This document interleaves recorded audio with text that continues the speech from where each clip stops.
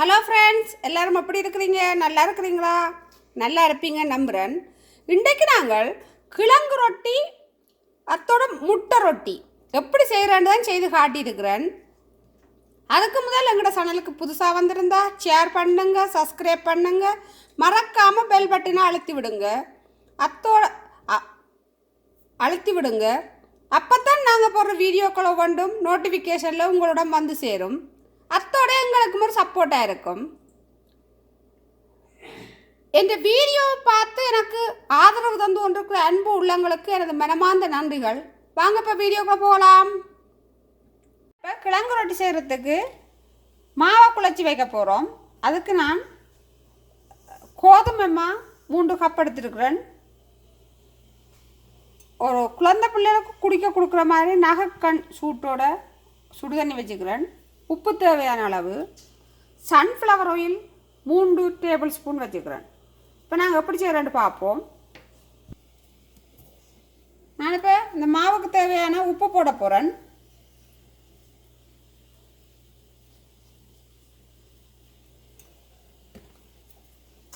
அதை நல்லா கலந்து விடுவோம்.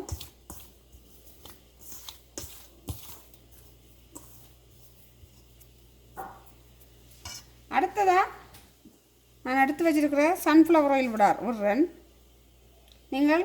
நான் சன்ஃப்ளவர் ஆயில் விடுறேன். நீங்கள் எந்த ஆயில் இருந்தாலும் குக்கிங் ஆயில் சேர்க்கலாம்.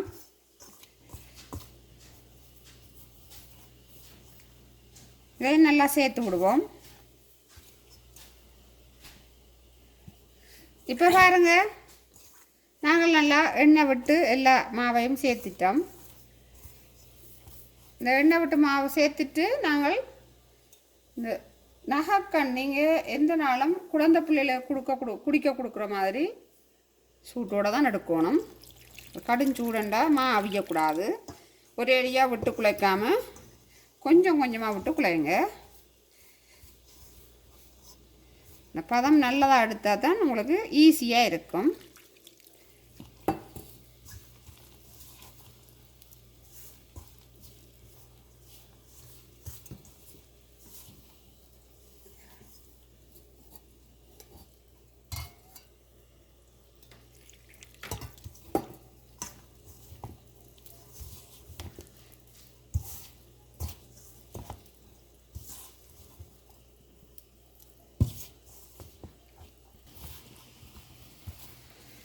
இப்போ பாருங்கள், இப்படி நல்லா குழைச்சி எடுத்துட்டு இப்படி இந்த பதம் ரொட்டி சப்பாத்தி மாவு குழைக்கிற மாதிரி குழைச்சிங்கண்டா சரி. இதை நல்லா குழைச்சி போட்டு இப்போ நாங்கள் இது ஒரு அரை மணி நேரம் ஊற விடுவோம். அப்படியே இருந்து சேர்ட்டும். அது கிடைக்கல நாங்கள் கறிக்கு ரெடி பண்ணுவோம்.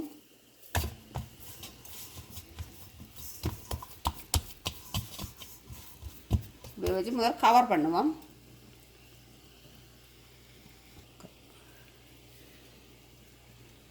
இப்போ பாருங்க, நாங்கள் இதுக்கு மேலே சொட்டெண்ணியை விட்டு பூசுவோம். காயாமல் இருக்கிறதுக்கு நல்லா பூசி போட்டு இதை நாங்கள் இப்போ ரேப் பண்ண போகிறோம். ரேப் பண்ணி வச்சுட்டு கறிக்கு ரெடி பண்ணுவோம்.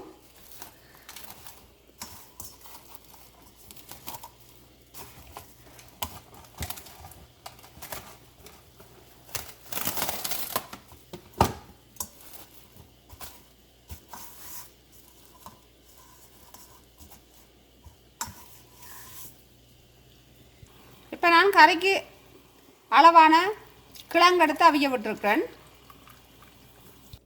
நாங்கள் இப்போ கறி செய்கிறதுக்கு தேவையான பொருட்கள் என்னென்னு பார்ப்போம். நான் காக்கில் உருளைக்கிழங்கு எடுத்து அவிச்சு வச்சுருக்கிறேன். உப்பு போட்டு அவிச்சு உரிச்சு எடுத்து வச்சுக்கிறேன்.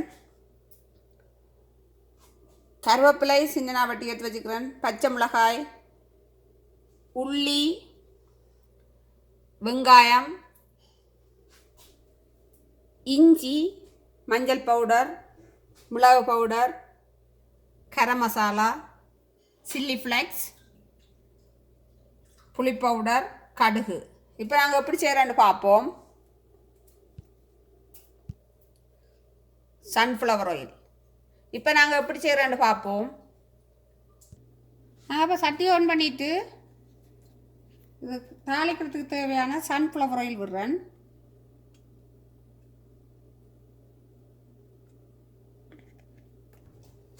நல்லா எண்ணெய் கொதிக்கட்டும். இப்போ நல்லா சுட்டுட்டு தானே நாங்கள் இதில் 1 டேபிள் ஸ்பூன் கடுகு போடுறேன்.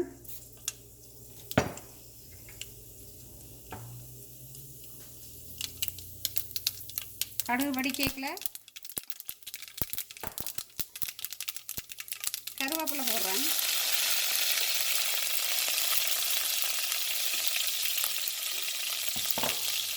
இஞ்சி போடுறேன். சின்ன சின்ன வெட்டி வச்சுக்கிற இஞ்சி போடுறேன். உள்ளி போடுறேன். சின்ன சின்ன வெட்டி வச்சுக்கிறேன் இந்த உள்ளி.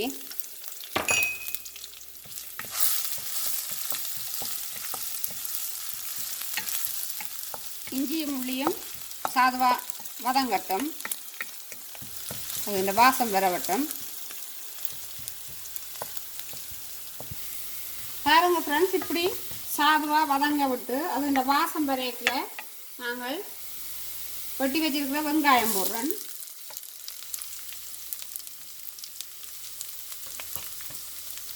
அதே மாதிரி தான் சேர்த்து விடுவோம்.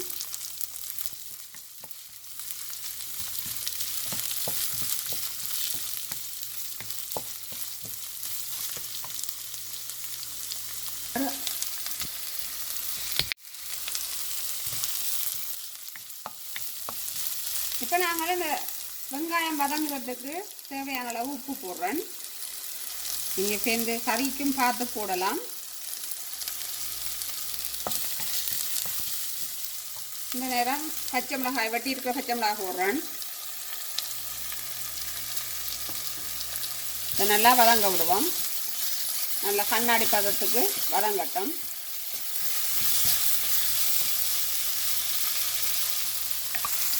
இஞ்சியும் உள்ளியும் ஆப்ஷனல் தான். உங்களுக்கு விரும்பினா அப்படி போடுங்க. இது இந்த வாசம் எங்களுக்கு பிடிக்குமென்றபடியாக போடுறோம். இது மற்ற இஞ்சி உள்ளி சாப்பாட்டுக்கு சேர்க்குறது நல்லா.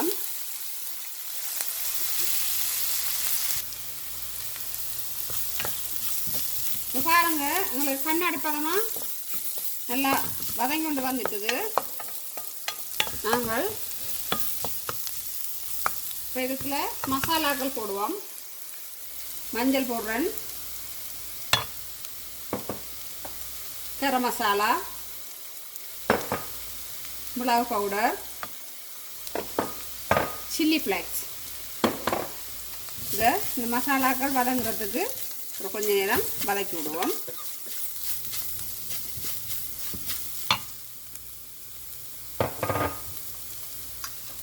இப்போ நாங்கள் மசிச்சு வச்சுக்கிற கிழங்கு போடுறேன்.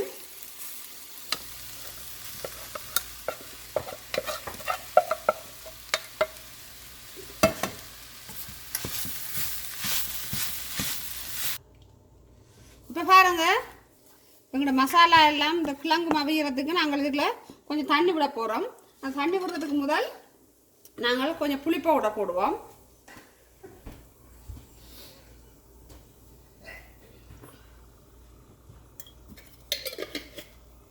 புளி பவுடர் போட்டுட்டு நாங்கள் இப்போ தண்ணி விட போகிறோம். அதுக்கு கணக்க தண்ணி விடக்கூடாது. ஏனெண்டா இப்போ நீங்கள் ரொட்டிக்கு வைக்கல கஷ்டப்படுவீங்க. குழைக்கேக்கு உள்ளுக்கு வச்சு நீங்கள் சுத்தேக்கில் கொஞ்சம் திக்காக இருந்தால் ஈஸியாக இருக்கும் உங்களுக்கு. நாங்கள் மசாலாவும் போட்டது நல்ல வாசமாக இருக்குது.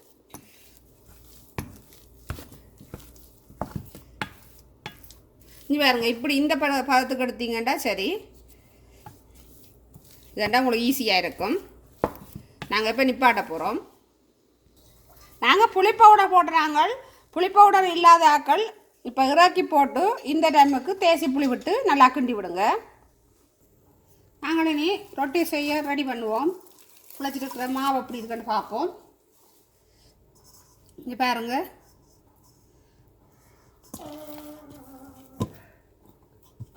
இங்கே பாருங்கள், நல்ல வடிவாக சொஃப்டாக வந்திருக்கு. இங்கே இப்போ உங்களுக்கு விளங்கு பண்ண நம்புகிறேன். நல்ல சொஃப்டாக வந்திருக்கு. நல்ல சாஃப்டாக வந்திருக்கு. இப்போ நாங்கள் சின்ன எடுப்போம்.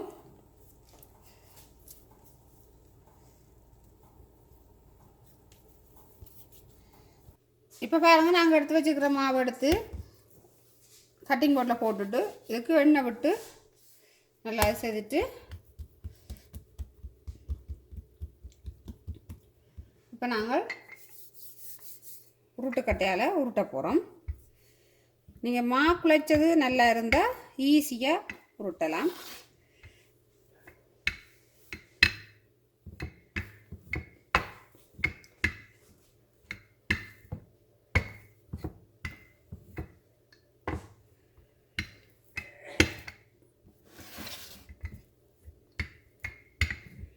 நிச்சயமாக அந்த கரையல்ல இருக்கிற மாவை நல்லா மெல்லிசாக உருட்டி போகணும். ஏன்னாண்டா அது கரை 2 சைட்டுக்கு போகும். அப்போ நீங்கள் மொத்தமாக விட்டீங்கண்டா அவியாக விட்டுரும்.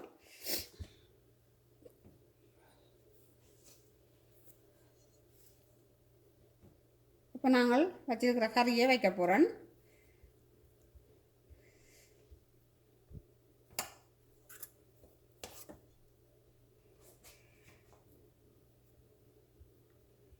இதை வச்சுட்டு இது எடுத்து இதில் நாங்கள் இப்போ மெல்லிசா தான் உருட்டியிருக்கிறோம். எவ்வளோத்துக்கு நீங்கள் மெல்லிசா உருட்டலாமோ அவ்வளோத்துக்கு உருட்டுங்க. மெல்லிசா உருட்டிட்டு பாருங்க.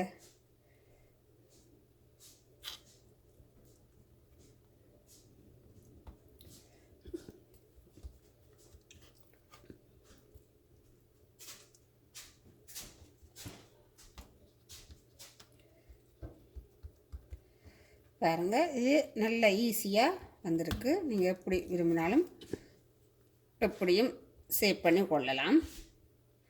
அதை நாங்கள் இனி அடுப்பில் வைக்கல சேவ் பண்ணலாம். இப்படி நான் இப்போ எல்லாத்தையும் உருட்ட போகிறேன்.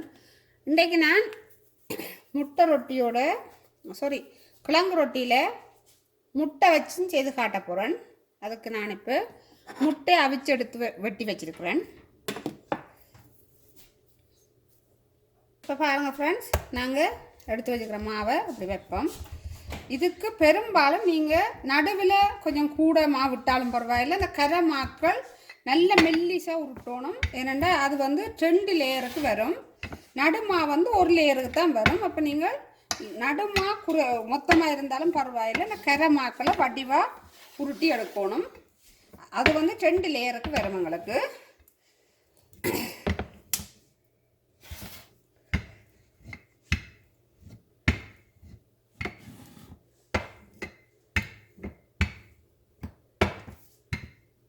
இப்போ பாருங்கள், நாங்கள் உருட்டி எடுத்துட்டோம். உங்களுக்கு இதில் விலங்கு பண்ண நம்புறேன். இது நல்ல மெல்லிசாக இருக்குது. பாருங்கள், இது நல்ல மெல்லிசாக இருக்குது. இதில் இந்த லேயர் நான் கொஞ்சம் மொத்தமாக வச்சுருக்கிறேன். இப்போ நாங்கள் அதுக்கெலாம் நாங்கள் செய்து வச்சுக்கிற கறியை வைப்போம்.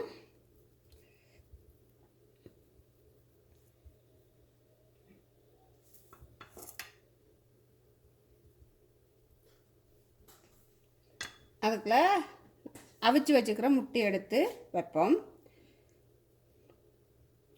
இது நாங்கள் முட்டை ரொட்டி என்றபடியாக இதுக்கு சேப் மாறும்.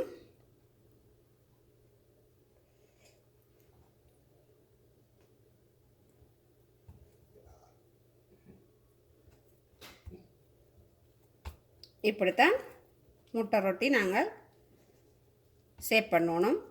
ரெண்டா இது முட்டை ரொட்டி. கிழங்கு ரொட்டி நேராக வரும். இது இப்படி முக்கோண சேப்புக்கு வரும். நாங்கள் இப்போ எல்லாத்தையும் செய்துட்டு உங்களுக்கு காட்டுறோம். பாருங்கள் ஃப்ரெண்ட்ஸ், இப்போ நான் இப்படி நல்லா ரோல் பண்ணிட்டேன். இதுக்குள்ளே நாங்கள் முட்டைக்கு வைக்க போகிறோம். முட்டைக்கு நாங்கள் சதுரமாக வைக்கக்கூடாது.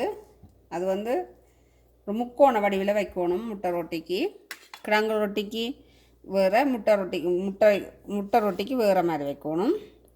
இப்போ நான் வெட்டி வச்சுக்கிறேன். பாதி முட்டையை வச்சுக்கிறேன். வச்சுட்டு இதை இப்போ சேவ் பண்ணி விட்டுட்டு பாருங்கள், இப்படி இதை மடிச்சிட்டு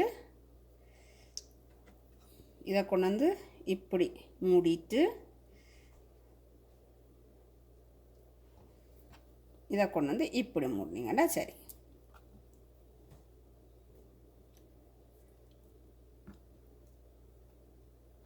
பாருங்க, இப்படி இந்த வடிவில் முக்கோண வடிவில் தான் நாங்கள் முட்டை ரொட்டி செய்யணும்.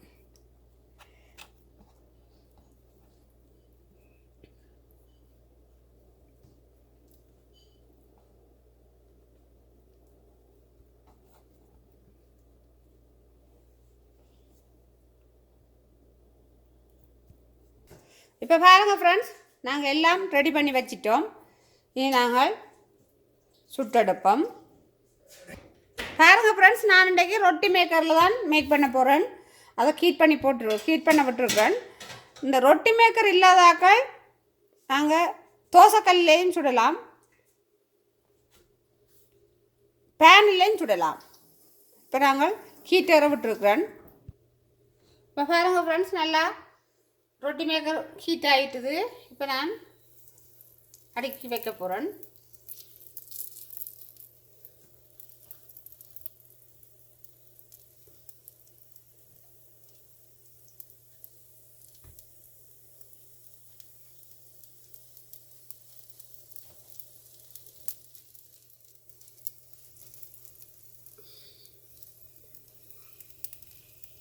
எல்லா பக்கமும் போக விடணும்.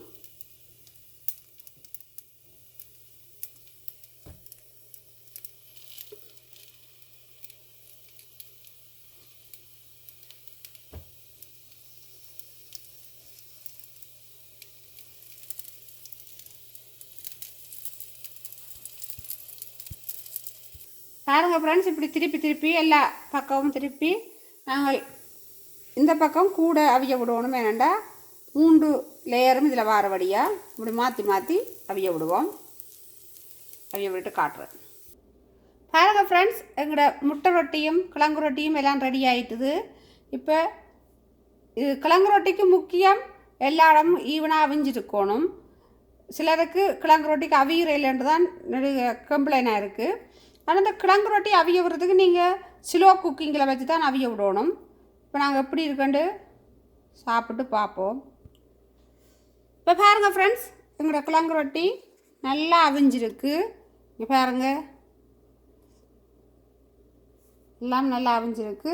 இப்போ நாங்கள் எப்படி இருக்கண்டு டேஸ்ட் பண்ணி பார்ப்போம்.